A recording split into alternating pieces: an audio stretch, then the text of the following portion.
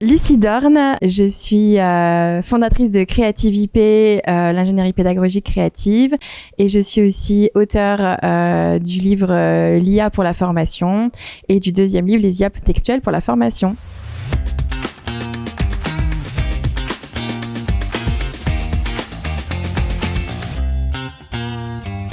Je trouve que c'est intéressant de pouvoir échanger sur ces sujets d'intelligence artificielle et non pas de manière exclusivement descendante comme on pourrait l'entendre quand on est conférencier, mais d'avoir un peu ce format table ronde, table de débat d'idées et de peut-être aussi de débat de points de vue. Donc voilà, j'ai accepté parce que c'était un format qui me semblait très stimulant pour tout le monde. Fondamentalement, nos métiers vont changer, les métiers de la formation vont changer bien évidemment.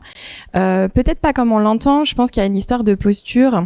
Aujourd'hui, nos apprenants en salle de formation, la première réaction qu'ils vont avoir, ça va être de demander à ChatGPT. Même si ChatGPT est très loin d'être l'unique IA générative de texte qui existe, souvent, ils se tournent vers cette IA-là.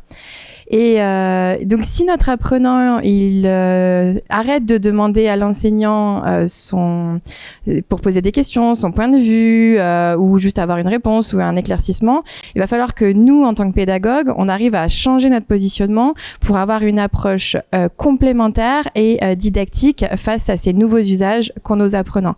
Donc, je pense que le premier changement, c'est pas forcément la technologie qui rentre dans nos métiers, mais c'est comment nos apprenants vont utiliser la technologie. Il y a plusieurs points qui pour moi sont cruciaux. Les premiers, c'est la démystification. Aujourd'hui, on voit l'IA partout, on entend l'IA partout, mais on ne sait pas du tout ce que c'est. Donc, j'aimerais bien qu'on remette à plat, non pas pour vous parler de Dartmouth et de l'intelligence artificielle en tant que sujet de recherche, parce que ça, pour moi, c'est assez éloigné de nous, finalement.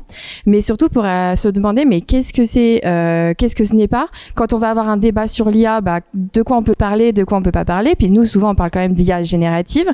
Ça génère quoi? Quelle est la qualité de ce qui est généré? Quelles sont les typologies d'IA générative? Il y a beaucoup de personnes qui n'ont pas idée qu'en fait, on parle pas que d'une IA générative, c'est des IA génératives.